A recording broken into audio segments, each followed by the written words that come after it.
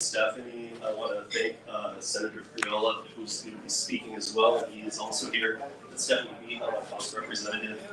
We're going to be talking about basically some just basic gig worker rights and what's going on and why people should at least be aware. You don't need to fully jump on board. If you're doing this work, you should be aware because it's everywhere right now. So the first thing I wanted to do was bring up David. David from Pickerell, and we're gonna talk about driver rights. Yeah. Oh, we got I forgot I was on over again. First of all, I gotta bring Pedro. Oh. Come here, Pedro.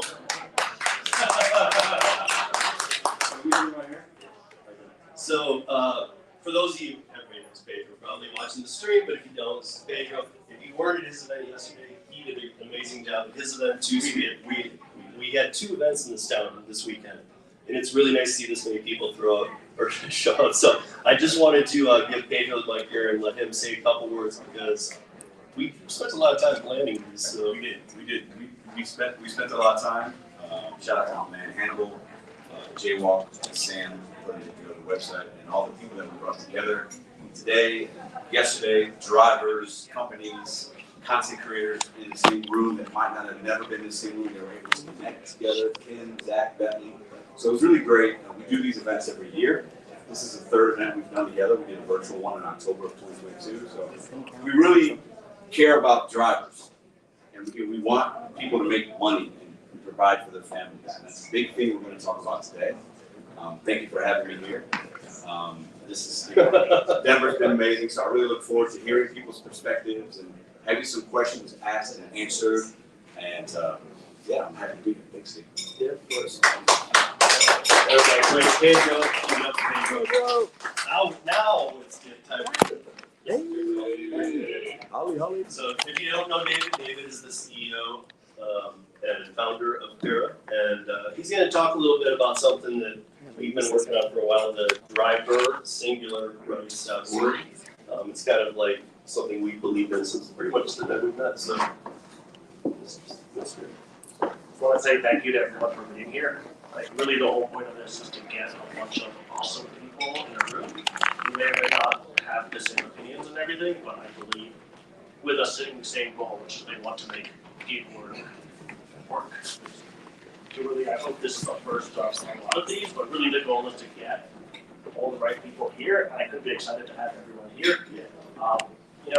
We believe, I guess, at Para, I believe in the driver rights movement, a couple of very basic principles. So we believe that gig workers want to be independent contractors, but at the same time, that doesn't mean things can't be better or there are things that people are not unhappy about. So really, that's a couple of basic principles. Is I'm in charge of my work. I should have a say in the system. My time is valuable. I should use the tools I want to run my own business. And those are the sort of basic principles that we believe that the gig platform should honor as to what it means to be an independent contractor. And I think we're super excited to talk through a lot of those today. We have different people talking on those different topics. And really, I think the other part to me here is just really support STEP, right? So we have a gig worker who is representing gig workers, right? And that is not covered. Really, I think that's the only point to get us all here, just to give her our love and support and propel her forward. And what STEP can do as an example for other cities, other states, and just have that as the beginning of a larger movement. So, thank you. Thank you, David. Now we're going to have 2 other people come up. First, I'm going to have Zach come up. He's going to talk about some of the classic independent contractor. We're allowed to use any tools at our disposal. The gig economy does not. It frowns on this, if not almost prevents it. And so Zach's going to kind of talk about that. So Zach, you guys, if you don't know Zach, Zach drives fast. So check him out. Sometimes drive slow. Good to be here. It's good to see so many awesome faces. Fast. So many of you guys will be for the first time. So many of you I've seen on the internet. So it's very, very cool to be in the same room with some of the awesome folks I've seen online. There's no right or wrong answer to this question, but by a show of hands, how many of you feel that we are actually independent contractors? That's not looking so good. I'm just I'm in the same boat. I did some research before I came out, and the definition, according to the IRS, of an independent contractor is a person who completes a job with little to no oversight by the person assigning the work. So, by definition, sure, we're independent contractors, but we're independent contractors when it benefits the companies, not when it benefits us. When it comes to not paying benefits, we're independent contractors. When it comes to not reimbursing for gas, independent contractors. So, but when it comes to having all of the information that we need to make an informed decision, we're employees. And I am a firm believer that if we are going to agree to do a job, we have every right to know exactly what that's going to pay and where we're going to end up. And so frequently, that's with health firms. So never let a company dictate your safety or your bottom line. So if there is a tool that you guys use it proudly. Give yourself the advantage that they do not give us.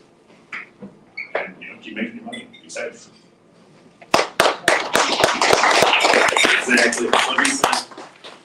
What he said. And by the way, good friend of ours too. We got Kim coming up here. She's going to talk about deactivations and what's going on here. So Kim, come on up. Hey everyone, those of you who don't know me, I am Kim on YouTube, known as Kim's Money Plan.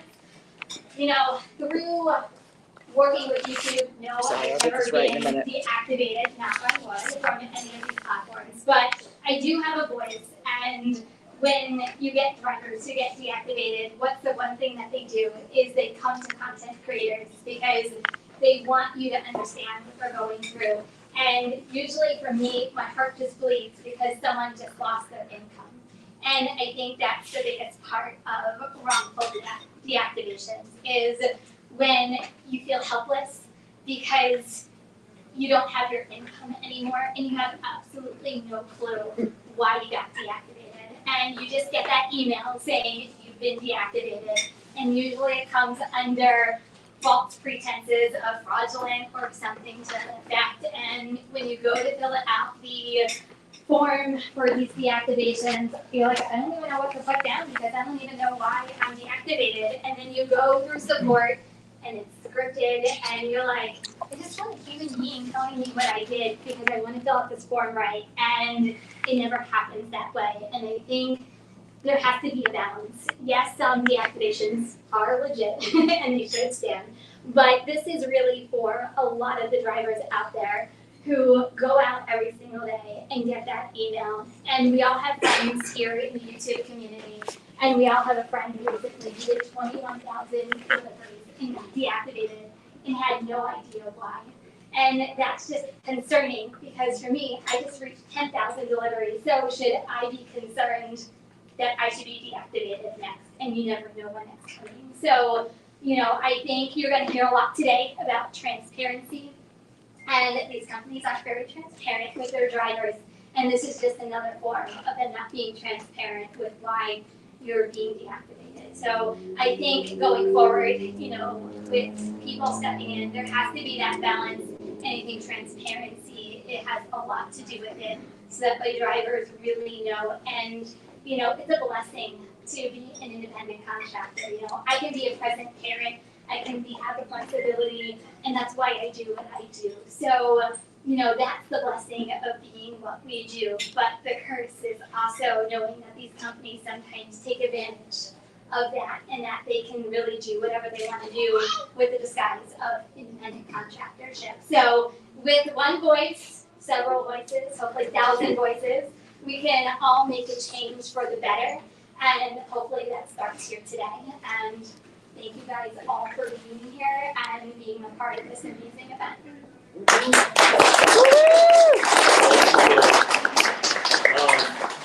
You guys, this part wasn't even planned, but yesterday I was watching his speech, and I'm so glad he made it because he represents a different community. His channel is Delivery TV. I want to bring him up, so and let him see a few words.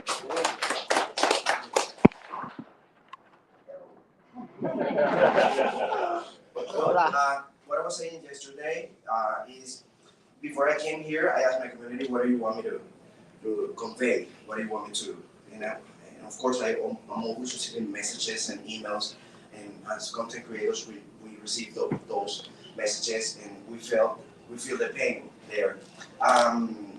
We as Kim was saying, we became an extension of customer support, of driver support in the YouTube channel.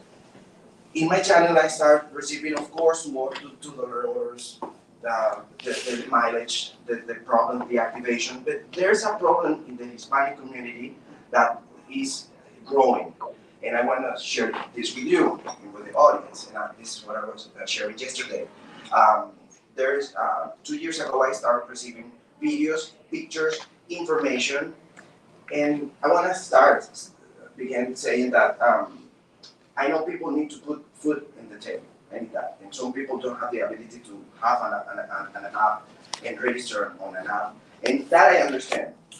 And that problem is not new. What is new is gangs from other countries creating and robbing and obtaining databases to create accounts. And now there's a marketing place. There's a marketplace for delivery drivers' accounts. And you see in the Walmart, you see you're waiting for an order, and you see 4 drivers taking orders and taking orders and taking orders, and you never receive order because they now have technologies to block signals in the parking lot. And we are worried because who is the driver who is taking the order to the customer house? Because in what I know, and I've been receiving, and I send this to the delivery apps, and we don't receive any answer and solutions. And basically what's going on is that we are watching these dangerous people and people with criminal backgrounds taking orders, robbing orders, and robbing identities, social securities, and to go to the point, and I was sharing an example yesterday. Here? Okay, here. I was sharing this example yesterday. The problem here is this is like a restaurant, and a restaurant maybe needs 10 waiters. But what's going on here is that the owner of the restaurant hired a manager, and the manager started to hire waiters and in a restaurant where you only need 10 waiters, now you have 2,000 waiters. And the managers are earning a percentage for each waiter. And it's damaging the identities, it's causing problems with the security, and it's causing financial problems with the community. So I think we need security. And we need to do something because the apps are not doing anything with the security subject. So thank you very much. I don't know. You guys, he represents an entire community. He's in Houston, and he deals with a lot of issues. Before I get to Stephanie, look out, people. Oh boy. Yeah. Sergio, come on.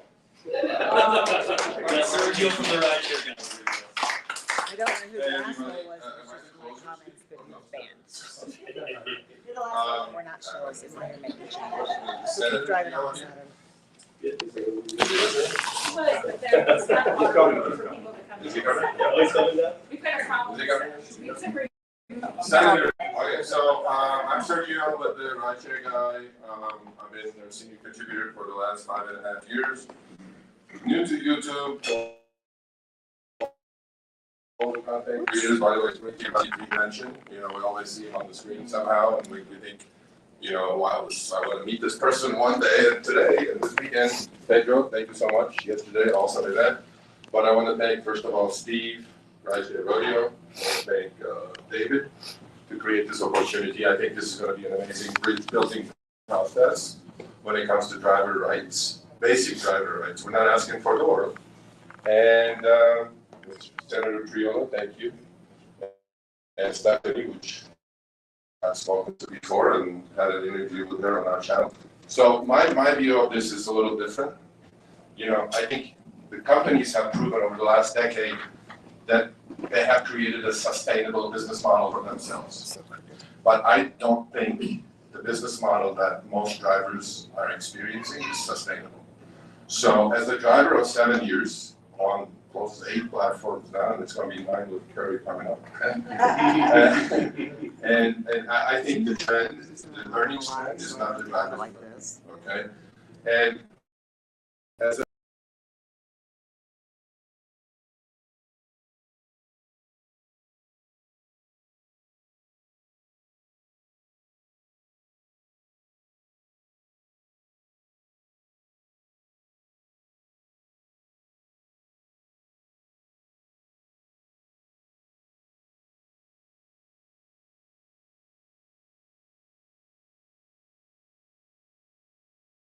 if they're sustainable and turning profitable now after a decade, which they are, Uber just announced that they turned profitable, first time in their history. And DoorDash is not too far behind. I'm just going to talk about these two companies.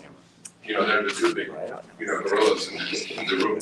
So if Uber is going to be profitable, I think they could share now some of the wealth with the drivers as far as the earnings trend is concerned. And as far as all the other things Kim talked about, not just the activations, that has to end. We cannot keep getting fired by AI bots. It's just there's no excuse for that. And as Zach talked about as well, you know, there are things that we can do, and we can start on a small basis, city by city. I don't believe federal government coming down and you know, codifying everybody as an employee is the answer to this, because then we're all going to suffer. Okay, and we do our surveys at RSG, Rideshare Guide. 75% of us want to stay independent contractors, but we want to be treated as independent contractors. We don't want these companies to have the cake and eat it too, which is what they're doing now. As Zach did, raise up hands. Who thinks they're independent contractors? I don't think I saw one hand going up, right? Ron. So does that say Ron? Okay. I'll explain something. I will close you later. So you know, when one hand doesn't go up, what does that mean? Does that mean we're all misclassified? Does that mean we all want to be employees of these companies? Absolutely not, right? So we have to find a happy medium through legislation. And we have to start small. I mean, I have very good friends up in Washington State and Seattle that have a working model, win-win situation. I implore all of you to go study that model because it's working. It's been there for 3 years, not 3 weeks. But it started in the city of Seattle and it grew to the state of Washington. Same thing is happening in Minneapolis. Hopefully it'll grow into the state of Minnesota. So we have to start small. We have to create small fires. And that all comes with all of this community coming together. Pedro, you know, all the other content creators, we need to have a united voice. Or the best you can do is educate your viewers, inform your viewers.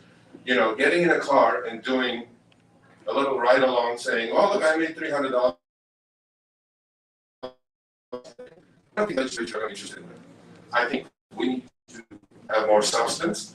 We need to create leaderships in each small town and city and go on from there. And I think this is a doable project. And so I told this to Stephanie, with everything I have, media contacts, platform, I'm going to give it as hard as a push as I can in the next 6 months to create some fair and just legislation. So, you know, thank you all for coming. I'll give it back to Steve.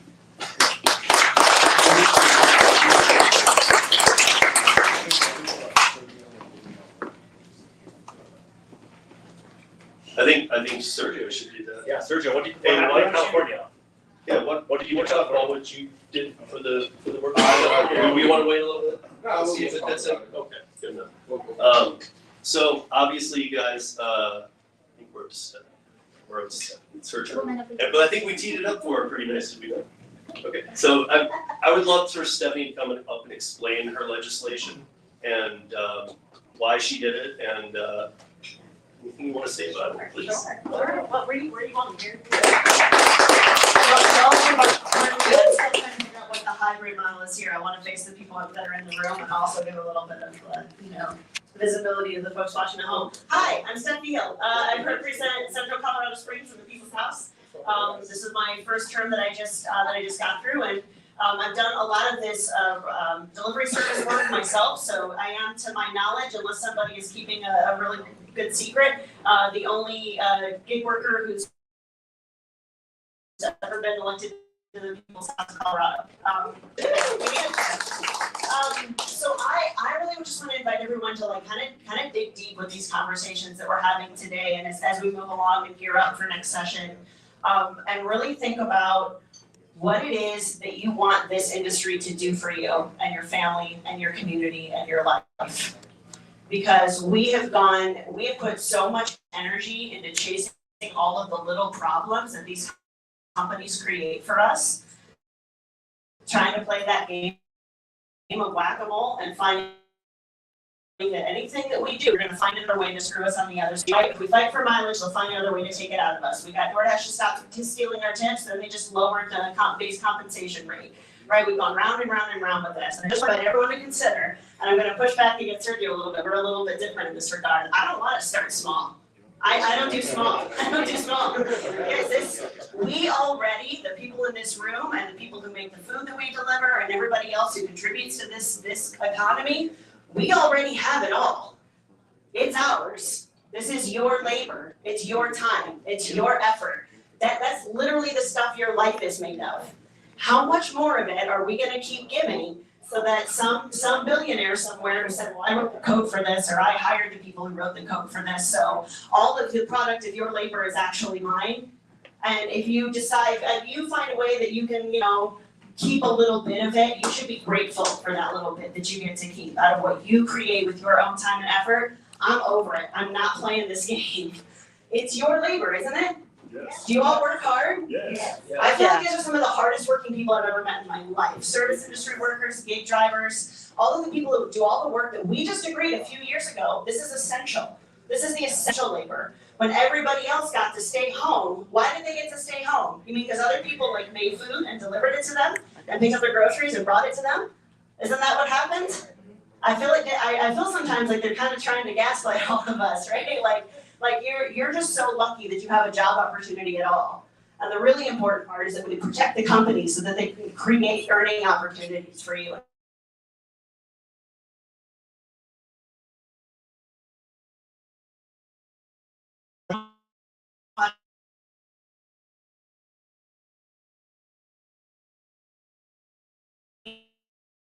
In this room, working people, we're creative, we have everything. It's already ours. The problem isn't that we don't have it and we're trying to get it, the problem is that they are taking it from us. And so the bill that we ran this last session, I put together with Colorado Independent Drivers United, which I'm a member of, some other input from other drivers around the state. And we really wanted to focus in on the companies just keeping their word for the thing they already say that they are. If you are a platform that brings on independent contract work, then you owe us your side of it. It can't just be that I'm an independent contractor in regards to the risk.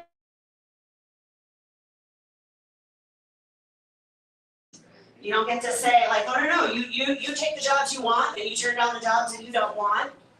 And that's what makes you an independent contractor, and then manipulate the data and hide things from us and try to coerce us into saying yes when we know it's not a good offer. So they've been trying to have it both ways here, and we're just not gonna play that game anymore. So we focused on the transparency more than anything. And I have to tell you, it was fascinating to listen to some of these company leads.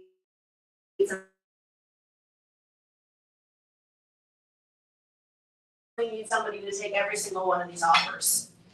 Even if it only pays $2 and there's no mileage and it doesn't pay the driver enough to live on, if they take all those offers, they still need somebody to take it. And I said, no, it sounds like you need the drivers. That's what it sounds like to me. It sounds like you need drivers. It sounds like you need workers. It sounds to me like if you don't have gig drivers, you don't have a gig economy. And so we should be standing up for that more than anything at this point. Whatever it is that we need to know to make decisions about our own work, we have the right to know it in full. And they'll find some ways to kind of pit us against each other, to pit us against our customers, to pit us against our neighbors. But I'm just gonna keep coming back to this. It's all ours already. It's our economy. It's our labor. We make all of this happen.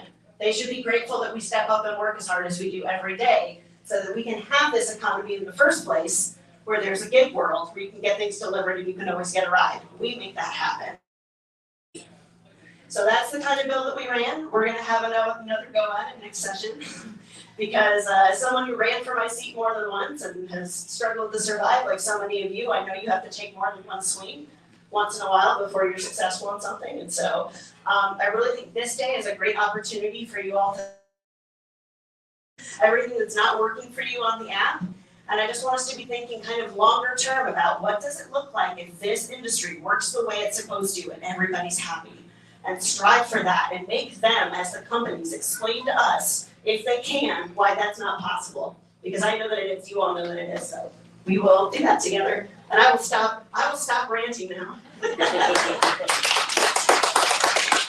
the way, you weren't ranting at all. You weren't ranting at all. You were only good points. So, at this time, I do want to bring Alice from Curry in because Curry has proved that you can be fully transparent, make money as a company, and make money as a driver. That's how they started, and that's how they still operate today. So, Alice, thank you. Thank you for having us, Steve. Hi, everybody. I'm Alice. The accent you hear is French, if you wonder. I'm the director of marketing at Curry, and I just wanted to say that we listen to you. We do our best to be transparent. That's why I'm here today. For example, we listen to your concerns. I heard the deactivation process. For example, at Curry, we have a deactivation appeal process where you can email someone directly, and I swear we have real live human people answering the phone, replying back to you on the chat. We don't use robots. So obviously we can't answer every phone call, but we do our best. And what else do I want to say? Yes, we listen to you. Join us on Facebook. We have a Curry driver community group where people rent, and it's totally fine. Actually, you know what? It's great for us because it allows us to improve our product. So we read each and every comment that you'll write. So don't be haters. I mean, you can, but just know that some people read your comments. And then recently, for example, we launched the driver scorecard, and we got feedback immediately that something was wrong, and so we put our engineers on it, and they fixed the issue, or at least they're working on it. So I just wanted to say that some companies do try to do their best, and yeah, join Curry. Thank you for having us. Thank you, Alice. Appreciate you. Get some swag, please. Go get free Curry stuff. Yes, please. Go see us. But yeah, I don't know, you guys. Like, I know that most of you are veterans. Most of us are veterans. I'm sure there's some newer people, but many of us have been doing this for many years, and we've seen nothing except for pay going down. And I know that a lot of times, I know Sergio, a lot of us get that comment, like, what do you want? And it's just, often it's just better than. And that's such a complicated answer because, I mean, the companies need to make money, get that. But there's a better way to treat people. And I think part of what Alice and Curry does is a perfect example. I think many of you are aware Curry has a wait list. Many of you have been on it for quite some time. So, but I think that's a much better solution than overloading the amount of drivers you need by 10 and oversaturating the market by so many that it just gets ridiculous. You know, I mean, like that's what they count on. They count on 10 times as many people being on the road doing this work than are needed at any given time. And that means there really is not the opportunity to earn. I'm gonna be honest, there just isn't. Yeah, I mean, Stephanie's bill went for transparency for drivers, transparency for the customers. And I think that's a big thing too. I don't think that many people really understand that the customers don't really know what's going on. They just order their food. They know it's a little more than they pay if they went to get it, but they figure that's delivery, I guess that's what they charge. They don't know. If they were to see a breakdown of the line items and what these drivers are paid, I mean, pure disgust. And again, that's how the company wants it. They don't want the customers to know anything. Sergio and I know, and many of others have seen like instances where literally I've never seen worse treatment of people than they don't. Not only do many of these companies not care about the drivers, but I've never seen a business operate that doesn't care about the customers. And they literally don't. They don't. They just figure you're still going to order, you're still going to use it. So I would like to know on Stephanie's bill why it was an issue. I'm sure, this again, applause for Stephanie, because she was a gig worker. She was a gig worker without political experience. She ran once, she didn't get it, she ran again. And even as I've discussed with her when I've interviewed her too, that, she ran in a very difficult district to win, and she won it this time around. And so, that's a big feat. So she put a bill together, and obviously being new into politics, you wouldn't expect it to be the most polished, refined, 30-year veteran politics bill, but it was right, the things it asked for.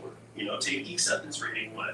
I've been a traditional independent contractor since '97, doing production, laser shows, lighting, staging, and I know what an independent contractor is supposed to be. By definition, I do know, like when I saw Ron saying that he is one. Okay, so I get that because I am one too. I wasn't raising my hand because in this respect, no, I'm not. But I am when I'm in the productions. I've even had people tell me, if you don't set your own rates, you're not an independent contractor. False. That is not true. Because the production company I work for sends me a bid, but it's still transparent. It says, hey, we're gonna pay you this much money to go out of country and do a show for 2 weeks. This and it's full specs. This is what you're gonna do. This is what's expected. Here's your hotel. Here's your air. Do you want it? To me, that's independent contractorship. I'm looking at what it is. Do I want it? Do I not want it? It's up to me to take it. But it's never like, we're gonna pay you this. There might be more behind it. That kind of thing doesn't exist. So I've always said a hybrid model, but I'm not even sure anymore that that's the answer either. But I feel like the companies, we've said this quite a few times, I feel like the companies want to treat us like employees, but make sure that we're paid the lower end of an independent contractor who almost doesn't even know what they're about to be paid. And to that, I say, that's just, I'm just gonna say it's just not okay. I mean, if you're gonna do that, the reclassification has to happen. Now, I oppose regulations in every way possible. I never wanted to be here doing this today, but this became necessary because we are at a point where regulations are gonna come anyway. And I've talked to Stephanie on a few occasions about, I honestly believe the politicians are not informed enough. I believe that they don't know what we're really going through because politicians let's be honest. First of all, probably most of you have never written a politician. Just saying. Maybe you have, but we say that, yeah, but it really does go a long way. But here's why, because I feel like when a lot of times when these bills go to the floor, what they're doing is a staffer's telling, well, we had 1,000 emails that say that they just want to be employees. Well, how many do we have that say that they didn't want to be employees? None.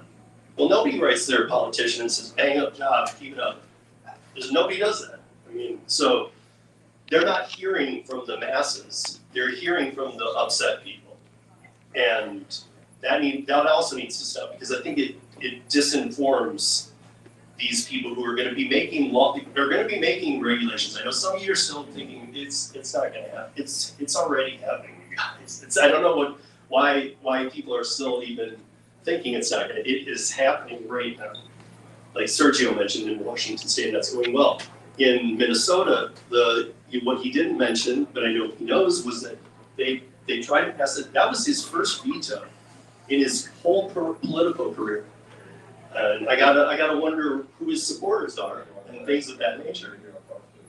So, that's kind of crazy because it passed every single thing else, and it was like he does sit on the side of what usually they pass. He's like, I'm on board with it, and he was up until everybody was finally on board with it. He's like, had to get his first veto to kill him.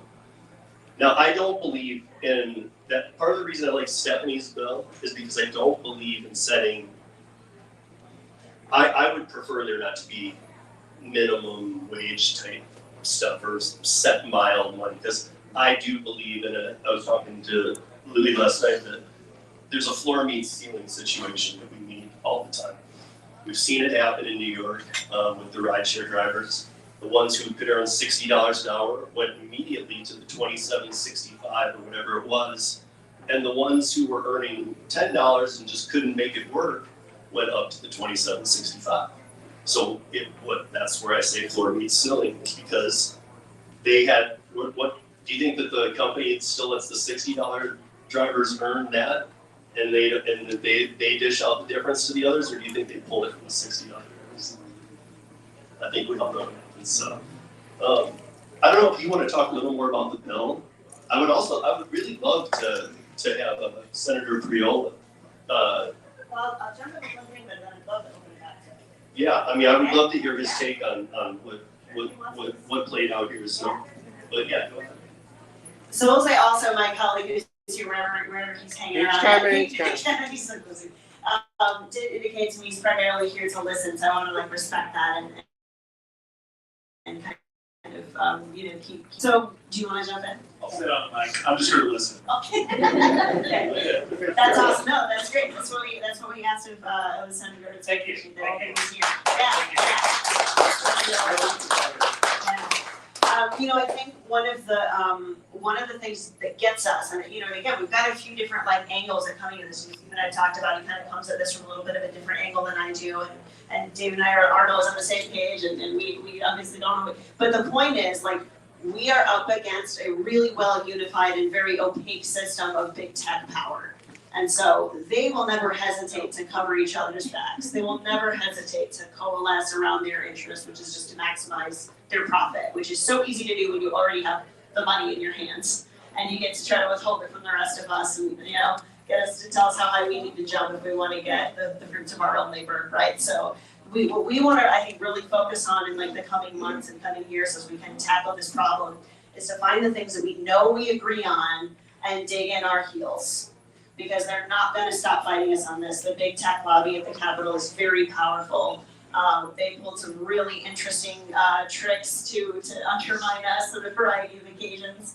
And so we want to be really clear about what we want and what we expect out of this industry and demand it. And I think there are some things that I think we can safely say, no, just having all the information I need to make the right choice, that should be a no-brainer. I'm not moving on that. We might have a few things we can disagree on or let that slide and negotiate on, but we want to come together, I think, around the things that we all know we can agree on and be unified and be firm and stubborn about those things. So I do want to open it up to what's going on with y'all on your apps. What do you see, that can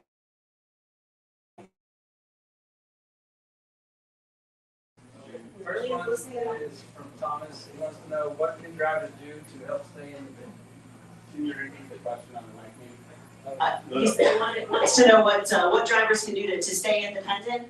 Well, I think it's advocating for this, right? I mean, if the alternative becomes that they want to treat us like employees sometimes, but treat us like independent contractors on others. There's a point at which they're going to try to solidify a law one way or the other. We don't want the company to do it their way. We want to do it our way, right? I think there's also an equal risk where they solidify independent contractor status, but in a way that's very beneficial to them, and that's going to be a problem for us as well. So we really want to stay in the fight about getting those transparency measures, getting due process for deactivations, and making sure that the companies have a responsibility to the public. Right, that's why the Public Utilities Commission in Colorado is the entity that manages our TNCs, our transportation network companies. And the reason for that is that they've actually taken the place of taxi cab companies, right? We recognize that's not entirely an independent thing. It's part of the broader public transportation scheme of things. So we really want to focus on that and make sure that when you have the opportunity to contact local elected officials wherever you are, that you make sure that they're protecting your rights as a driver. There's no question that somebody really well paid to look out for big tech is going to be whispering in your ear on the other side. So you got to stand up for your own wants. The second question is from Bud Soda. Do you think it is possible to pass a state bill with transparency behind it without attaching any money to it? Without attaching any money to it. I mean, so certainly like ours from this session did. We didn't really lock in any like per mile or per minute or anything like that kind of requirements. We, to a certain extent, we're kind of calling their bluff, right? Because they've said all this time, like, well, we have to keep you at. That's what everybody said they wanted was flexibility. So we can't give you the kind of rights that employees get. And okay, well, if you're not going to do that, then you owe us the transparency, like plain and simple. And then it became, well, we can't really tell everybody everything because then too many people will say no. Exactly. Yeah, no kidding. The right to say no is what makes you independent, right? If you have to say yes, then you're on the clock, somebody else's clock. But if you're on your own clock, you have the right to say no. So I think actually keeping the dollar amounts out of it what kind of is the safest bet, right? If this is the way that they're gonna operate, then this is what they owe us. And if they wanna have a different business model, that's up to them. That's not a government thing from my perspective.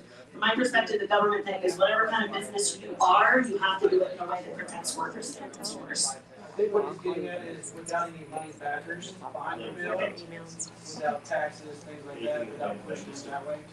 Oh goodness, I mean, so the only additional cost that came up in our bill, and this was only because we ran into a funding issue where the Department of Labor's side of it was gonna be the deactivation review. That's what we were still kind of gunning for, is to get the Colorado Department of Labor and Statistics has the ability to review deactivations and decide what's just and not just. They can do that. They're already set up for that.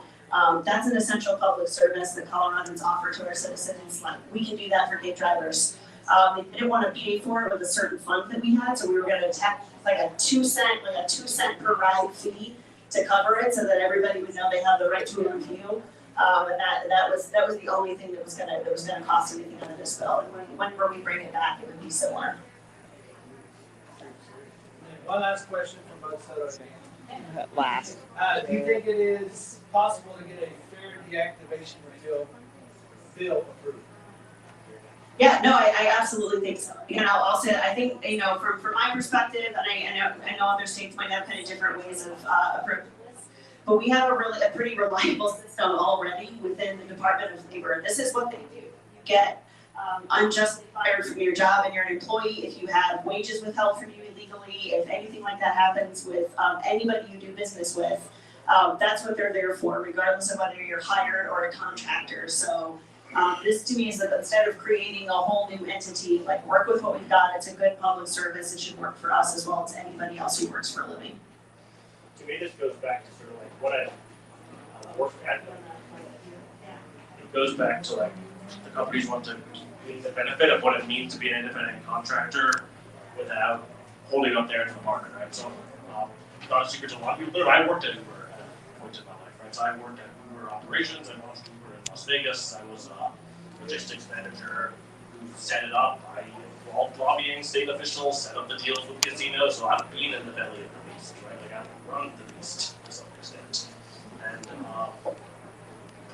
what happened with deactivations, right? I think what I really want to highlight is what we always said is like, look, we cannot give you a reason to why you are deactivated, because as an independent contractor, we can't give you the reason that you're deactivated, which is frankly just bullshit, right? But where it comes back to, I think, is really that, hey, we're going to use this IC thing so that benefits us, that we don't need to owe you anything, but only at our own convenience, really, right? And I think that's sort of just the part that frankly annoys me, right? Is the using of it at your convenience there. So, yeah. Don't go anywhere.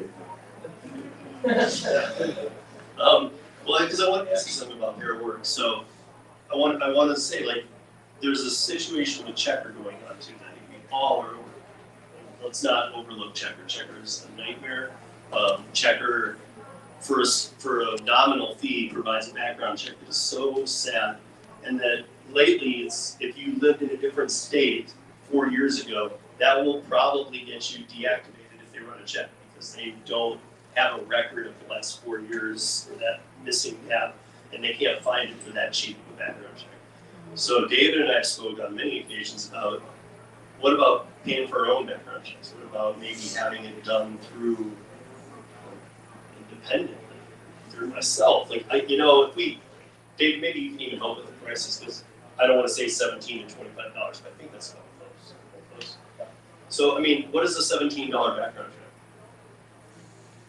I mean, I don't know. I mean, you can work an hour in a W-2 job, you get paid $17.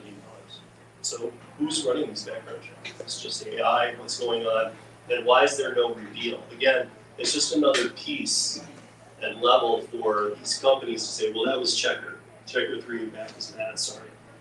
And so sometimes it's them saying, no, we're just not gonna share that info with you. Sometimes it's Checker, and they're like, oh, it's Checker. Too many hands in this game. We need a legit company that does these background checks, or allow us to do them ourselves. I'm a fan of something you guys might not know about. I would like to have a background check done once every 6 months. It's about what most insurance premiums are in most states. So about that same amount of time you get a card, just like your insurance. When you onboard these apps, you use that card. You've already been background checked. Here you go. You're good. I mean, why? If I onboard to Uber tomorrow, why do I have to have a background check done? And then why the next day if I onboard to Lyft, do they have to run one too? And then if I onboard to Instacart the next day, they have to run one too. DoorDash, they have to run one too. Now I just had 4 background checks run in 4 days. Why? And they're all through Checker. Yeah. Why does that even happen? Processing fees. More companies. What she said. But I mean, this is, I know we have some very extreme people who call, we know there's gamification. We know that, they like to keep you on the road. I remember back in the days of Rideshare pre-pandemic, it was even still happening. I was already happening. It was, do five trips in a row, you get a $50, $100 bonus on Uber. Well, guess what? You do 4, and then you wait for that 5th one for Tony. I'll ask you, how many hours? Could be up to when your log off time hits and then you don't even get it. Right, so you don't even get it, exactly. Or it accidentally kicks you off the app. And then when you log back on, you didn't fulfill the first 4. Yeah, I did. So, I mean, the gamification is wrong in the first place, but the fact that they do things like that, extremely sad. These companies are getting away with murder. I will state, I never wanted to be in this room doing this. I didn't, because I didn't think that it would need to come to this. But this is ridiculous. I don't want regulations. I don't want the government more in my pocket. But at the same time, I don't want to have these companies just taking all of my payout to what probably would only be a third as much to go to the government. If we did come up with something, one thing we can't have is the lawmakers making these laws based on emails and what their assistants and stuff are telling them, because they need to be more knowledgeable on what's really going on here. They need to understand these issues. I think, talking about background checks, I think it'd be helpful if the passengers had background checks. They can make up names, they can use gift cards, they can have a friend, and if they get deactivated, they can just make up another name. There's no verification. So, drivers need to be kept safe. It's not just about passengers being safe, because there's been a lot of drivers that have been hurt or killed, and there's nothing to prevent that right now. There needs to be some level of security. Yeah. I fully agree with you, and that should get I fully agree with you, but I think all of us know they're not going to do that because that's just bad business for them. Let's be honest, and they're never going to do that either. Yeah, but honestly, they're never going to spend a dime. They're not going to do anything that rocks the boat of getting rid of even the worst customer, because to them that's just money. They don't care. They don't, and I'm going to be honest. They don't care about our safety. That's very apparent. They don't care about our safety. They don't care about our safety when something happens to us. When the most extreme situations happen to somebody, they don't care. And in fact, I've seen all of these companies abuse that when something happens and use it to a PR advantage, which it blows my mind. Like there was that person in Florida not too long ago doing deliveries, not rideshare. We used to see the violence only in rideshare. Right. But there was that person in Florida who was doing delivery, dropped, dropped the bag off. You guys have all done this. Took the picture. As they were taking the picture, the person opened the door, pulled them in the house, and dismembered. I mean, what did DoorDash do about it? DoorDash did nothing. It used it as PR. And I don't know how you spin that into good PR, but they did. They did nothing for the family. They did nothing for the driver that was killed. They did. I mean, but they somehow got PR out and did nothing for us. So it's just all of us work very hard. We've all gotten to a multi-apping levels. We're using multi-apps to make money. Because for those that are new, in case you are unaware, working one app might work in your market, but I highly doubt. I mean, yeah, please. She's hot now. Don't get loyal to an app, they're not loyal to you. That is not a two-way street. And I think,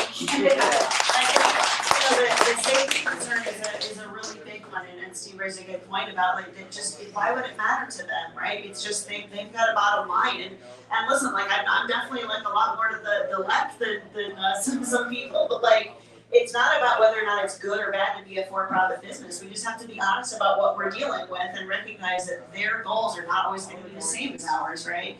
Their objective is to get you to take an offer that's as low as they can get you to accept it at, and for nobody to say no, right? They need you to do the work, and they need you to do it for as little pay as they can get you to do it for. That's where their profit margin comes from. But our interest is always going to be to obviously stay safe at work, my God, not get killed or harassed or assaulted, but also to make more money. And so if those things are not aligned, we have to recognize that's not your friend. That's not your friend. That's a ghost boss on the other side of that screen. And just the safety issue has always been a big one, right? We've seen this in I've been describing the era we're living in right now as sort of like a second machine age, because it really is, right? We had a Gilded Age and Industrial Revolution 100 odd years ago. Very similar problems. The way that people worked drastically changed. The way that people were able to enrich themselves and pursue their own happiness and make a good living for their family drastically changed. And whoever had the most power to manipulate the new rules and the new way of doing things and whatever, they kind of made off with everything, and a lot of people got left behind and hurt. We're going through a similar big shift right now in how we interact with technology when we work and where we work, and getting that regulatory set of regulatory mechanisms in place so that they actually benefit us. And we're really going to have to be the name of the game here. And unfortunately, again, you can't just count on companies to care about your safety. They should. There's a lot of things that people should do because it's the right thing to do. But we have to set rules for a reason. So that's why I was kind of there's a law that says you have to care about safety. That's what I'm here for. So yes, thank you for that. And I should shut up for a minute and let somebody else. Hello, I'm Tony. I am probably known by the YouTube channel, but I am the first to admit that probably don't align with my political values with Stephanie. But what I do value is honesty and transparency. Maybe other bills that she would want to promote, I wouldn't really agree with. But this particular one is about keeping us as independent contractors and being able to have transparency. And I would say that transparency needs more than just this is how much we're paying and this is how much you're paying. But there's algorithms at work here, not just discriminating our wages, but discriminating the customers on how much we're paying based on perceived supply and demand, which is created by the algorithm. They can manipulate the demand to be what they want for when they want it. And there should be AI rules in place before AI can take over everybody, including the companies. AI can just take down the company if they don't control their own AI. So transparency should include predictable pay. Maybe not minimum, this is what we're going to make, but if we're going to make something, we need to know what the rule set on what we're making is based off of. So then when we get an offer, we know that what we're being paid is what we should have been paid, not based on what the algorithm decided was the value for that time at that moment. I'm actually gonna call out Ben here for a minute. He didn't expect this at all, guys. So he's representing Moves Financial here, good company to know. They help gig workers. But I actually want to get your perspective after hearing this and meeting us all this weekend. What goes on in Canada? Is this same stuff going on in Canada? Is there anything you have to say about that? If not, you can keep it short. Thanks, Steve. Great to be here, guys. Like Steve mentioned, it's Ben. We're a company called Moves. We are based in Canada. We're actually they're only available in the United States, though.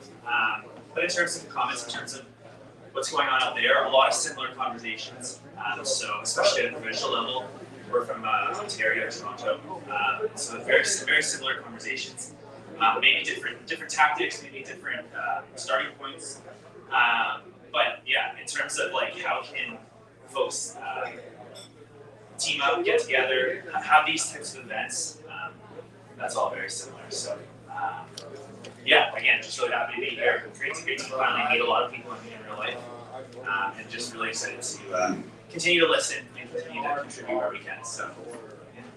Thank you. Yeah, guys, I'm also trying to showcase how many, because we have another room in here too for everybody watching. This other room has got people in it as well. We can just only fit some in here. But I'm going to pick out some other people too. I'm going to walk right up to her. And I'm going to ask her a question. If you could have one thing changed in your life from the ex, Stability.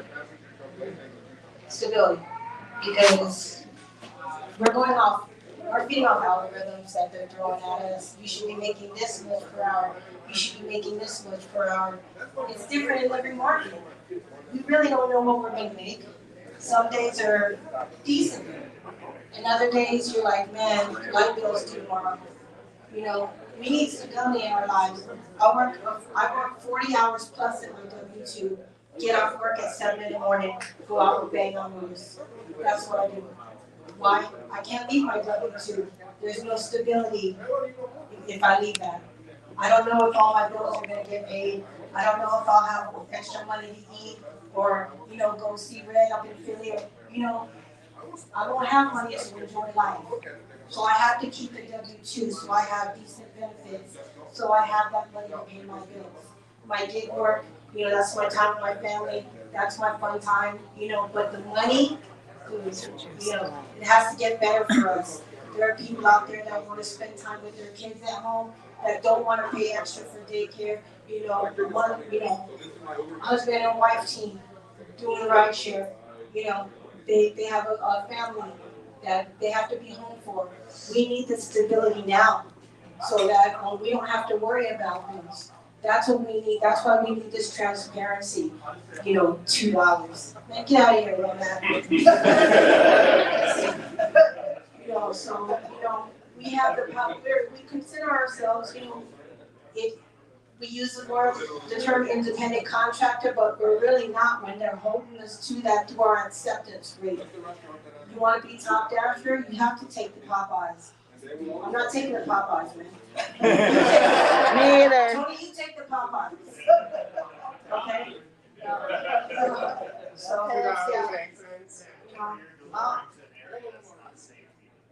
Yeah.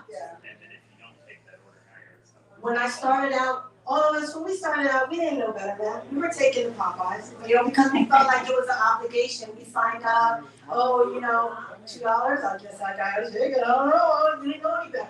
Now, I have to drive 45 minutes away from my house to a better market in order to make decent money, because by my house, it's all fast food. You ain't making money off fast food. So you have to pivot and adjust in order to, really make that money. DoorDash and Uber Eats and, all the platforms, even Rideshare, they really have to work on helping us out. Man, it's not about the customers, man. Without us, we don't have no dang customers.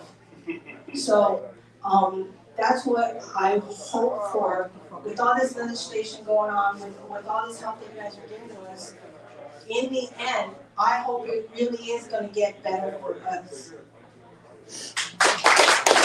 Well said, because we've only seen it get worse. And I heard Cody saying something, so I'm too, because I know you have things to say always. Alright, what I got here is if, like these companies, you know, they're introducing these, just DoorDash, they're introducing these new programs, it's time for all this. So now you have to have this, they're starting with that now, where you have to have the 70% acceptance rate and have over 100 deliveries in the previous 30 days to even get the ability to make cater orders. So they're taking away from drivers that don't want to take the junk orders. And then I'm in the market where I'm from, that there is areas that are very dangerous, the crime rate is higher than anywhere else in the country. And I'm being told I have to go there to take these orders there when I have a family and stuff that I like going to. I don't want to, and I don't think people should be forced to have to do something if we're supposed to be independent contractors. That's the part that really messes with me, is because if we're going to be an independent contractor, why am I being told I have to do something and maintain a rating? And then another thing on it too is, if I have a show up at a restaurant or something and an order's not ready, they always take the side of the restaurant. There's only so many times a restaurant, you know, we get violations from SCW. I believe it should go equally to the customers and restaurants. And also, they should get violations too. They should be obligated. If we're going to be obligated to something, everyone should be obligated to it. I think that, oh, there we go, so then step Todd taking. Really bad at public speaking and really nervous, so please bear with me. Something I got pushback against in terms of pay. And it has to do with your point about stability and predictability of how much you're going to make a particular job. Because if we know, and I mainly do rideshare, so I'm kind of speaking more to rideshare element. If we know what we're going to make, marketing will decide. If we know what we're going to make per mile, per minute, like we used to, then no algorithm can price rides differently for people. And algorithmic wage discrimination wouldn't be a thing at all. If we knew exactly what we were going to make per mile, per minute, like in Washington, like Minnesota. I know everybody, with inflation, costs going up, us not being ends meet as much as we used to. 70 in my market, we get paid 70 cents a mile, 20 cents a minute. That rate has been the same for more or less 6 years. Costs are going up. So I guess my question to you is, do you feel like not, pushing for a minimum pay or premium pay is just something that we just have a lesser chance of achieving? And if it's really something that we want to fight for in our own markets, like how would you suggest we kind of move? Should we just try to get transparency for negotiating pay, or what would you recommend if just the transparency isn't enough? And thank you for that, because I will say, like, all different ways of tackling this are still on the table, right? Like, it's early, there's a lot of different ways we can go after this. The session starts January. And I'll just flag for y'all that I hope you are watching for the session to start. Get on my newsletter. Somewhere I have a sign-up sheet that I meant to put it out, and I didn't. It might be in this back here. I'll just get it out. Keep up with my office, because whenever we have opportunities coming up for people to testify in committee, to come lobby your legislative members, I hope y'all will come and do that, because as I said, the big tech lobby, they have no shortage of presence in that building, and those people get paid a lot of money to show up and say that they know what's good for all of us. So if you're not there, they are. That's all they hear. So what's your name? I'm sorry. I missed it. No, you just Greg. Greg, I love that. You really, I think, really got to the heart of the issue here about the lack of stability and the loss of your time, and not having the opportunity to go home and be with your family at night, or have friends, or hobbies, or sleep at night. You know, like I said at the beginning, at the top of this, like, this is the stuff, your labor is the stuff your life is made of. This is your energy and your time and your, everything that is you and makes you you. How much more of it do you need to give away to somebody else just so you can keep paying your bills? At a certain point, you're just working with it, right? And I think you should be able to live to work. That's kind of what most people are after. It's not that we don't want to work and we don't work hard. It's that we wanted to serve our needs, and then you should be able to put down your tools and rest for the evening, right? And we've been over this fight with in other, right? Like previous generations of working people had to do this. They fought like hell for a 40-hour work week. They fought like hell for minimum wages. They fought like hell to end child labor and give us worker protections. And if we have to do it all over again, it's a fair fight. You shouldn't have to like work all day and then all night and leave your kids behind because they only get to be young once and then they're grown, right? So I think you really hit the heart of it there. I think that stability is really important to people. I think you make a good point with the wages issue, with the predictability of income, and I think anything we need to do should still be on the table as long as we can pass it and make it work. So, fight for it. No. Yes, Stephanie, I think it's awesome you're putting the word transparency in it.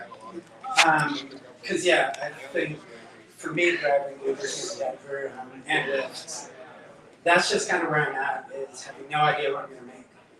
And from here to Denver Airport, I could get paid $15, or I could get paid $40, I could get paid $50, but I don't know what interval those better trips come. And even if I went on a surge, I can land on a $15 surge, and they can lower the price. So it's like if it's Tuesday, it's not busy, that's fine for me to not work.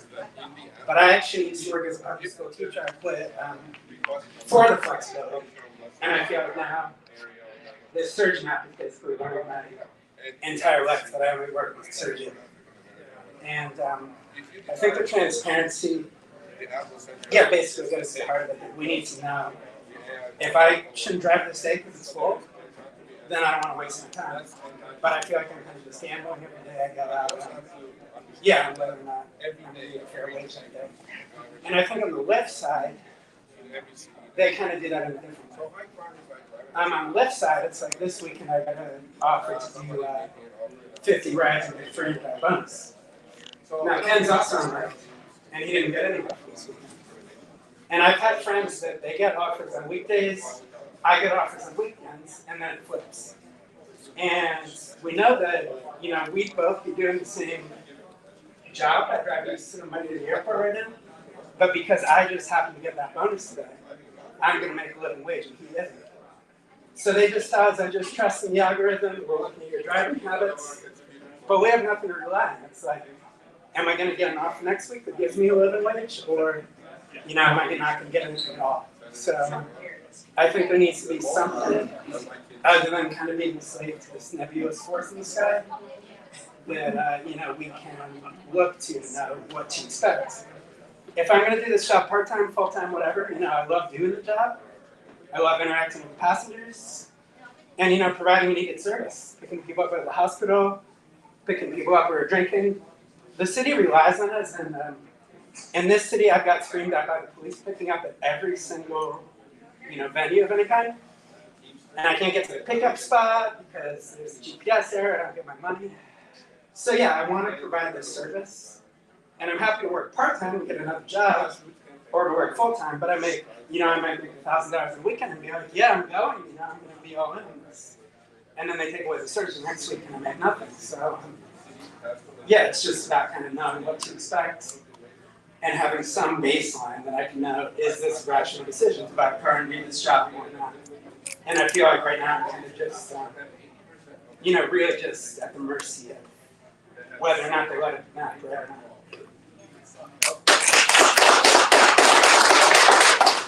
Just one quick comment just coming to mind, and I appreciate the opportunity to say something here, but I think storytelling is incredibly important whenever trying to create change and sort of rally folks around something, and I think that this story of transparency is probably one that has a lot of legs. So even just like to answer your question there, like what story are we chasing? So there can be the transparency story, and do we want to lean into that?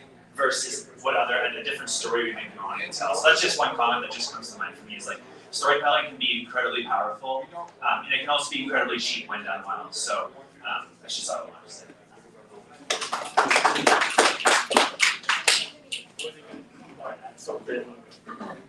Don't trust the algorithm. Right. Just thank you for sharing what you shared. It really means a lot. I used to be the person who set those incentives. Sorry, I used to be the person who set those incentives at Uber. So I was the operations manager who was in charge of the city, and I would decide every given week what the incentive. Wow. I think I'm going to share this story just to give you a sense for how crazy things have become. I was an Uber 2015 to 2017. And I used to, on a weekly basis, go through what we call driver populations, and basically see how many trips do you do on a weekly basis, and how can I set a threshold that's 30% higher. That is very unlikely that you're going to hit, but will make you do a bunch more trips. It will be impossible to actually hit. Right? And I think what was interesting was in any given state, we probably had 2 or 3 of me. And we did all these tests, and you had sort of a layer above that of people who were running these experiments, basically. So they're like, hey, in these 10 states, you have the options of these 2 or 3 programs you want to do. And then above that, you had a layer of people whose job was to do data science, right? So their whole thing is like, we're making sure that every one of these experiments is statistically significant so that we can feed it into the machine that will learn how to even better price incentives, basically. So you had this whole infrastructure of smart people just trying to fuck you over, basically, right? And what happened by the time I was in 2017 was, we had 5 years of data, and they plugged it into a model. And basically, because we perfectly collected all the data, they now had a model that could, you tell it, hey, this is what I want to accomplish. And it would go to every single individual driver, create an incentive tailor-made for you, just out of your reach. It would pay you out, and it would analyze itself, and it would feed itself back. And this was in 2017, right? So imagine what's happened since 2017, right? Like, it's only boomed since then. It's only gotten crazier and crazier and crazier. And I think the reason that I share this story is like, I don't think so many people realize the enormity of sort of what you're up against. I also feel like that's the case here, sort of like politically, right? Like, we come here, it's amazing to have everybody, but it's sort of overwhelming, right? We're fighting this big thing. Like, what do we do about it? I think really on my end it comes back to, it sounds so simple on the messaging, but transparency, right? If the rider knows what the driver's being paid and the driver knows what the deal is, that solves a lot of the problem. If you know the rules of the game, if I do these trips, I get this. If I follow these rules, this is what I get. That is just sort of like the easiest blanket solution for a lot of that. So I think that really is sort of the stepping stone. And really, what does that mean in terms of like what we can all do to further this sort of like leaving after today? I think it really is, what somebody said earlier is like, we have thousands of drivers, tens of thousands of drivers, but what people hear is the one representative from DoorDash or the one representative from Uber. What we need is more and more of these sort of events, right? Where everybody comes together, we let people who are in the office know what we want, and we continue pushing for that on a unified message. I want to say that I think transparency should be that message, right? So I hope that, I know that we have sort of Sergio out there who's grabbed the senator and just be talking to him for 30 minutes. We need that. We need us here. We need Stephanie listening to us. So that's why I'm just so happy to have everyone here. Is we just need this in all the major cities where we need to fight for gay rights, and we just need to have. I'm hoping that this is sort of like the first of many of these things. Basically, so yeah. Can I ask you a follow-up on that? Yeah. From the inside. You take that, you should be on the mic just for a Sorry, second. yeah. I know for the recording, we can hear you. So I guess just giving another example of something that happened. So I live in the suburbs of Denver, and I turn on my app and I see a big $15 ride on the map, the surge area. And they're getting smaller and they're getting bigger. And so I start driving towards downtown and I get offers for $5 to drive somebody in my own community. Now that's not a great wage, and I see the 15 ahead. So I drive 5 miles down the road, I touch the 15, and then I get an offer to drive back to my community and give the same ride with the surge attached. So I'm curious, at what point is that not serving customers to have us change sending big red snowballs like that, the big red surges? And at what point is that creating inequality? Because it's the person that's paying me $5 for that ride on the customer side, they might be going home from the hospital. And in the surge area, that I might be getting paid to drive somebody who doesn't want to walk 5 minutes home from the bar. So I'm just curious, has that hit a threshold that it is impacting service to have it so unequal and kind of chasing the needs of that? So I think I can only speak up to my point there in 2017, but out there was price discrimination based off of every single rider too. We ran what we called algorithmic wiggles, so we would vary the price we would show to somebody offering a ride to figure out what your individual price sensitivity was. And we did that to every single rider, so we could figure out, that's why I might get a slightly different price trip than you if we went to the same place, and Steve might get a slightly different price than all of us. But we did that back in 2017, so they already have on the individual level the ability to sort of set that, right? And I think where it gets interesting with surge, when I joined Uber in 2015, I would draw the surge line, right? So I'd really go on a map and I'd be like, these are the geofences, and I could set the thresholds for the different surge. I'd be like, 9 is the max, 1 is this. I could override surge if I wanted to, I just go and turn it off. But very quickly it got very complicated, right? So we moved very quickly from me, David, setting surge manually to what we called a hex surge. So what they would do is on any given block, that block would be carved into like 5 hexagons. And supply and demand would be calculated on the individual part of that hexagon, and all the hexagons would talk to each other, which is why you see those sort of blobs growing and shrinking and growing and shrinking. But that's really how it works, is it's a bunch of like individual small pieces calculating supply and demand, feeding into each other with this sort of like organismic sort of function between all of it. But I think,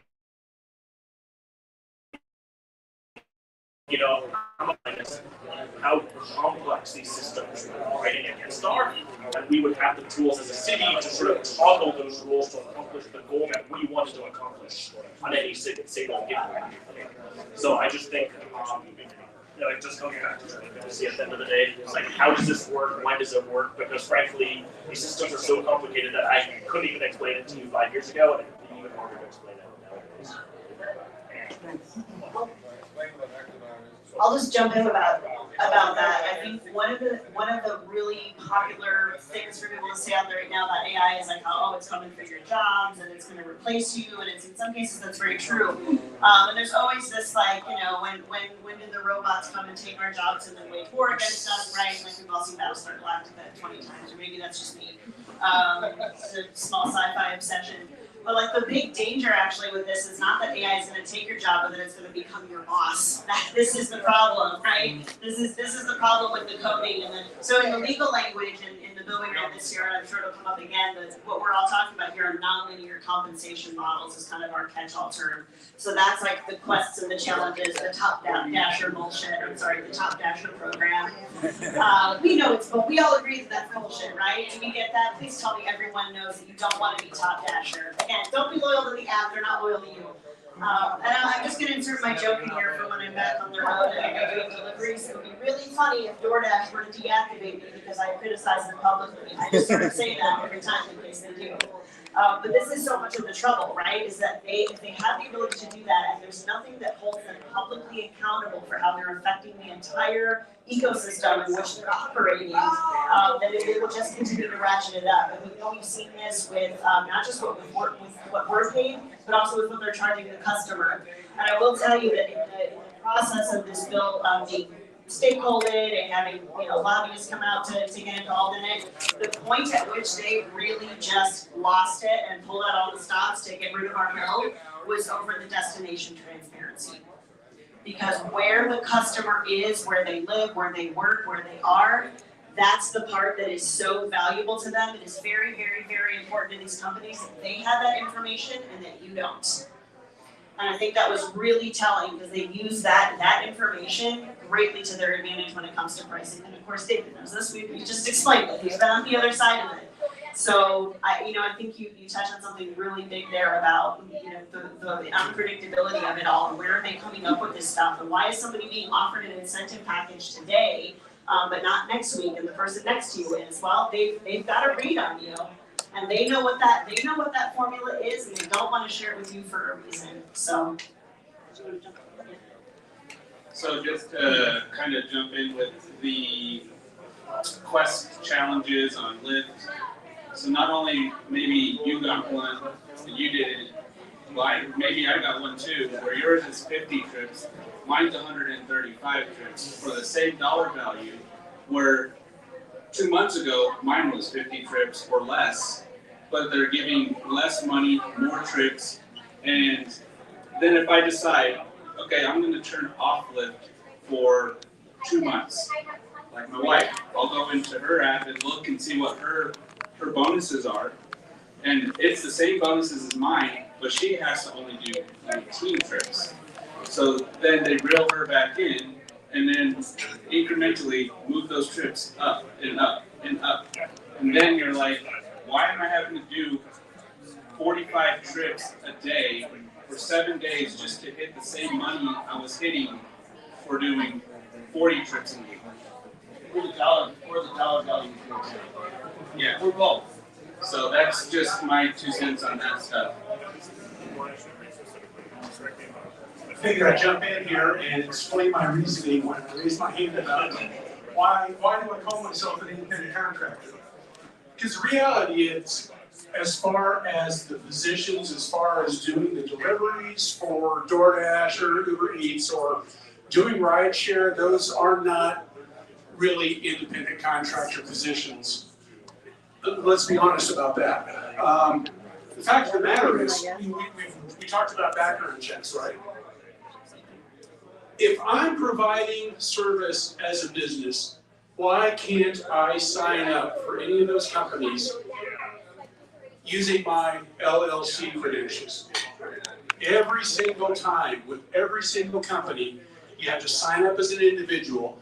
You have to have a background check done as an individual. You're not being signed on as a business other than when they want to pay you. So that doesn't sound like I'm saying I'm an independent contractor, does it? You know, I think all the things that these companies are doing violate the idea of an independent contractor because of the way they try and control you. And that is absolutely the bottom line thing that you're not supposed to be able to do with independent contractors is control the work, right? But the reason that I call myself an independent contractor is because I decide to be. And in so doing, I look at DoorDash and Uber and all these companies that are as my customers. Now, if you've ever run a business, you know that the nature of the beast is your customers are going to try and screw you over, right? And so that's part of why I don't want to be an employee, for one thing. I'm okay with these companies. I'm not okay with it, but I'm okay operating as an independent contractor with customers that want to screw me over. There's no way in hell that I'm going to be an employee for an employer that wants to screw me over. Because it all comes down to I get a little more control over it. We got a lot of content people, so probably a lot of people are familiar with Gary Vee. Gary Vee had a saying that he said a lot of times that when you're running a business, everything is your fault. And he said, but that's a good thing because that means you're in control. And so that's kind of the approach that I've decided to take. And so I've never felt like I was at the mercy of DoorDash or Uber Eats or any of these other companies. I look at it as if I'm running a business. And there's a point when you're running a business that, running a business does not mean flexibility. If you think running a business means flexibility, try opening a restaurant and serving prime rib for breakfast. Yeah. You can do it because that's your choice, but you're not going to stay in business. So there's not all of those things. But what I've decided to do, and it has done wonders for my peace of mind, is that I decided I'm still going to act like it's my business. I'm going to make my decisions. And you know what? If the money's not there, then it doesn't make business sense for me to go out there and make that money. Now that doesn't excuse any of the other people. Like I said, the customer's always out there to screw you over, right? Grubhub is that company that they were the kings when I started, or maybe I should say Postmates because they weren't as substantial. But they're always that company that they're reaching for the candy bar and trying to slip it in their pocket or something and walk out. DoorDash is the one that's picking up the TV, holding it up high, and saying, "Try and stop me, suckers!" They're all trying to rip us off. But I can work with that because I can still make my decisions around all of those things. Now, the thing about it though is when you're doing it from a business mindset, is that there's always a time where you start to realize, man, maybe this just doesn't make sense anymore. Maybe it's time to close up shop. Like I said, I don't want to be an employee of these companies, but I will say that, you know what, if we wanted to force an employee model, there's one way to do it. And that is everybody who, there's a part of your contract, no matter what platform, there's a part of the contract somewhere that says, I agree that I am providing services as a business. Some kind of language like that. I am providing services as a business and not as an employee. There's somewhere in there, you know, there's something to that nature to your contract somewhere. Now, if everybody who didn't believe that decided, well, I'm not signing up for that, they would have to go out and hire employees. And if everybody who just said, okay, I'm not doing this under this because it just doesn't make sense anymore, if they kind of held to their guns, eventually these companies would have to make a change. It may not be the change we want, that's the problem. You know, because like I said, I don't ever want to work for one of these companies. If they go employee model, I'm gone. But, you know, I think there's two things going on here. The first one is, what can we do as a group of contractors about all these ways? And I don't think forcing people to be employees is the answer, but I do think that we can seek out ways to force them to honor the independent contractor relationship. How come that's never part of the discussion? Policing the oversteps, policing the extra control. You know, is there some way that we can do something with that? Doesn't mean going through the Federal Trade Commission, who has said that they're planning on cracking down. I don't know, you know, but that's where I would rather see things go, is something like that. But there's that part, what can we do? But then I think there's the other part that just says, what do we do for ourselves when they're trying to rip us off? And that's where I guess I would really encourage you to at least approach it from that kind of a business perspective and say, okay, I'm in control, I'm the boss, I get to make my own decisions, I'm not going to fall for their algorithms or any of that stuff. I'm going to make my own decisions, and unfortunately, if it's not enough at some point, it's time for me to close up shop and go somewhere else. And I don't know how close that time is coming, because I never used to have to wait 20 minutes at a time between orders. You know, so they're playing their games, and at some point, it's not going to make sense anymore. I'm okay to move on, but I think that's the reality that we have to understand as independent contractors, is that we are doing this as a business. It might not feel like it, and I know they really don't think that you're a business owner because of the way they treat us. But in the end, it's not about what they do. It's about what we do. We can only control Say that one more time. Say that one more time? Yeah, it's not about what they do. It's about what we do. 7 Habits of a Highly Effective Person basically says you can only control or only focus on the things that you can control. We can't control Uber, we can't control DoorDash, but we can control ourselves. We can take an attitude that says, I'm going to take control of whatever it is, and I'm not going to let them control me. And I think the more that we do that, the less likely we are to be, what's the word that I'm looking for? Taken advantage of. That's my thought anyway. Yeah. So thank you for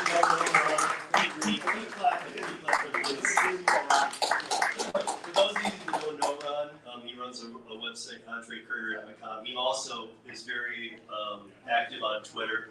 Ron's a friend of mine here from Denver. We've done a lot of collabs together, and he does deep dives like I do and finds all kinds of problems, puts them on Twitter, and causes problems in line. He's a disruptor. Yeah, and then Lou, we're gonna have.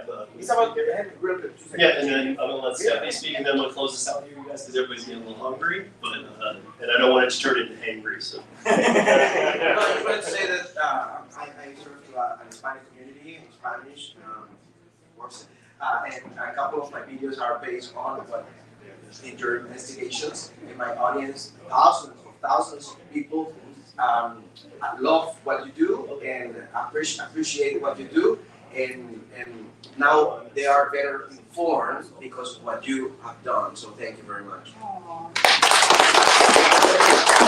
Yeah, I think that side of things is really valuable, and I just kind of want to compliment it. I think you're like 100% right. Like about having it just interpersonally, any other driver I talk to, like, yeah, turn down the garbage, don't take it.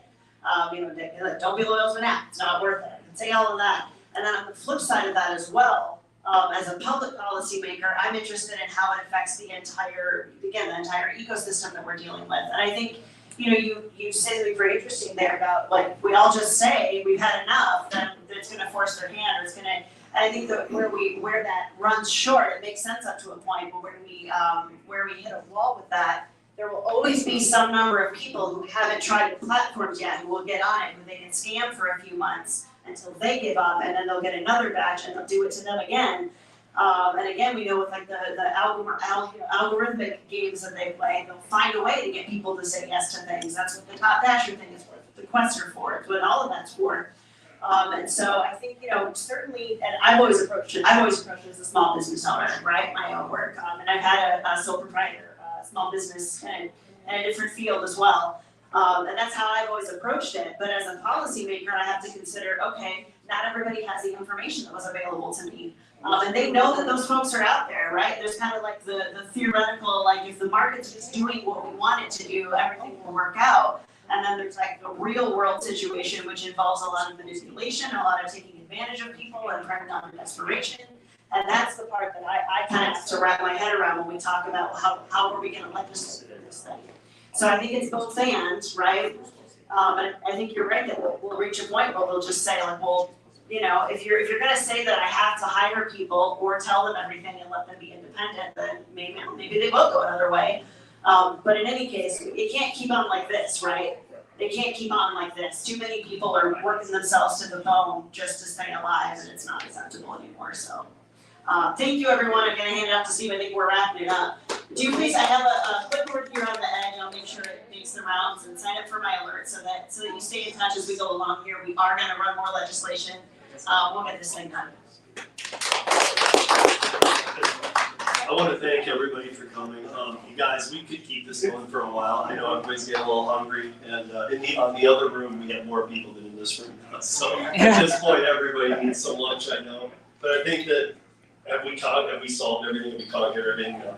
But I think that we addressed a lot here today. And I think that the showing of some of these, if we didn't really lay it out in the beginning, there's representation from so many states here today.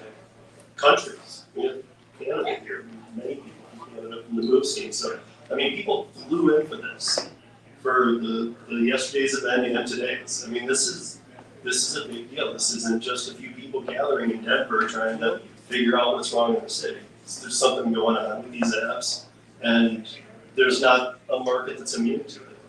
And the bottom line is, something has to be done. And I know that I think was said earlier, I think Stephanie said, I don't always agree with David, I don't always agree with Steve, I don't always agree with Sergio, but we're all kind of in the same swing of it. Like, we had this work for us before, it can't work. Like, get it back together, guys. And Uber, if you just claimed your first profitable quarter, swing the pendulum back. Start working on getting the driver's pay again. This is ridiculous. The story that was told by these two in the back, that was ridiculous. Like, some guy didn't see a lift order for the entire weekend? Come on.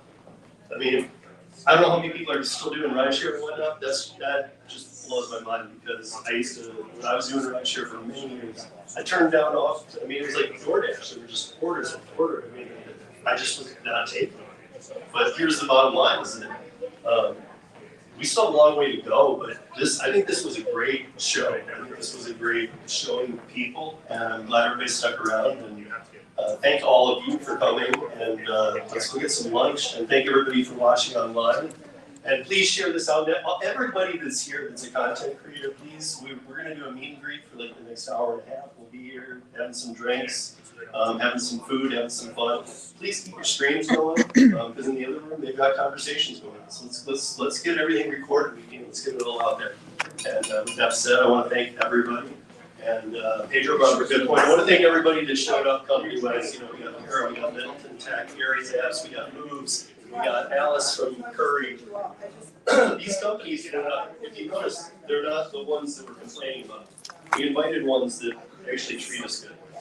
You know, and that's, I mean, we'll get to a point where maybe we can invite the other ones, but they're not welcome here right now. So until they are, we're gonna call it. So.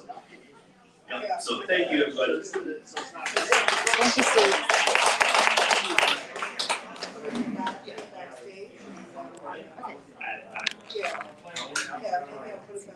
Sorry, I have to figure out where this camera is. We are going to walk around and talk to some people. See what everybody. I'm not sure. This is red. Sorry, I gotta figure out where this camera is here. Hi, sweetie. My first time meeting Holly. Love her. She's amazing. We've been having a good time. Wait, tell us what state you're from again? Pennsylvania. I work. Oops. Okay. There we go. There you go. Pennsylvania. I work the west of Philly suburbs.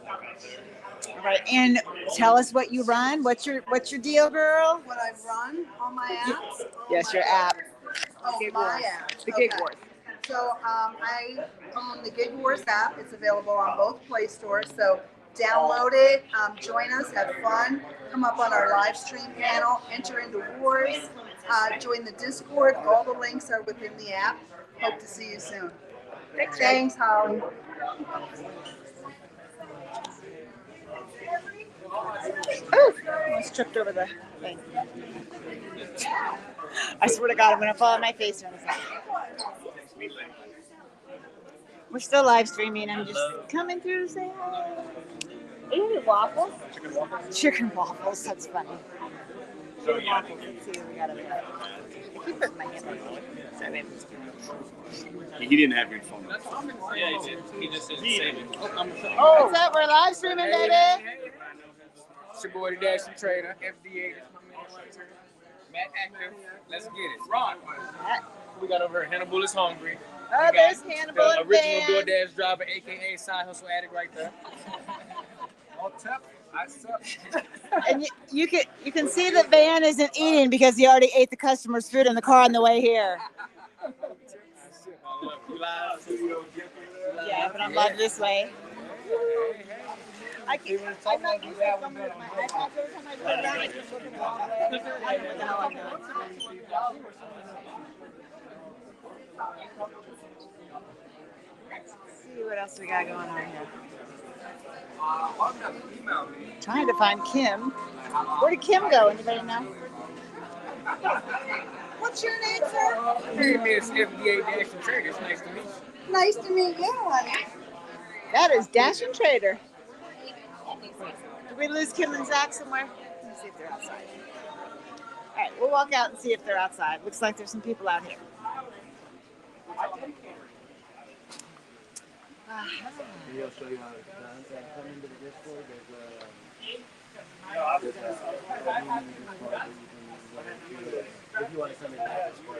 Sergio over there by the tree. I have lost Kim's side money plans and Zach drives fast. I'm not sure where they went.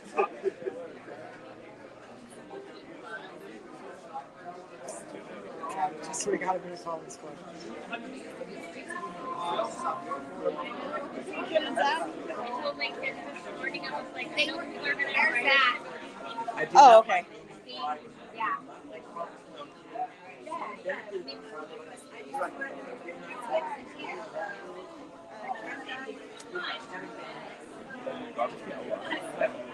We're live. That's fine. Yay, I see his face. That's great. Is everything okay? Yeah. Why? You and Kim were good? You said you were paranoid about it.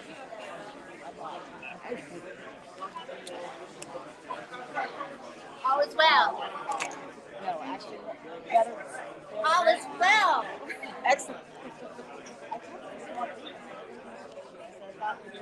listen over them, my judgment, and we make lunch. I told her, I said, I like you, I do. She's amazing. And you're not. Because I'm a lot too. I know, and I told her, I said I worried because I'm a lot. And I said, I know I'm a lot, so. I come with a warning, but I was like, I will apologize now for anything I made later. Why do I like James? I met you before. Yeah. The other person I met that I didn't know at all, who I really liked, was Red. She's awesome too. Love her. We had a really good talk last night. We got to meet, I met Rideshare Lisa. She's good. She's cool. She's I lose her constantly. Oh, there she is. But no, of course. We all have a good time every time we get on. I know. I don't like this once a year. We get more often. We're trying to branch out. Next year might be in Jersey or Amanda City. I'll go wherever it is. As long as it's not in the winter and somewhere it's nice. We all, hey, we can get everybody to come to Florida in the winter now. Oh, I'm back to Florida full time. I know, that's what I'm saying. So you and I can get everybody to come to Florida. They don't want to do that. They gotta come to the snow. Okay, we'll jump in. Thank you. Yeah. Okay. I was looking for you. You are on here. I'm on this side because every time I do this side, I get confused on where the camera is, and I keep moving the wrong way. So I have to get used to this side. Hi, everyone. It's where? It's on that side, right? It is. Oh, it's from here. See, it's all like now we crooked. can't figure it out. Maybe if I do it this way, is that is a little better, but I still feel like I'm crooked, like I'm walking in a fun house at the fair. Thank you, everyone, for being here today. Yes, thank you. I'm gonna go because I'm getting dizzy trying to make this right. Okay, bye guys. Bye, everyone. Thanks for joining us. Those two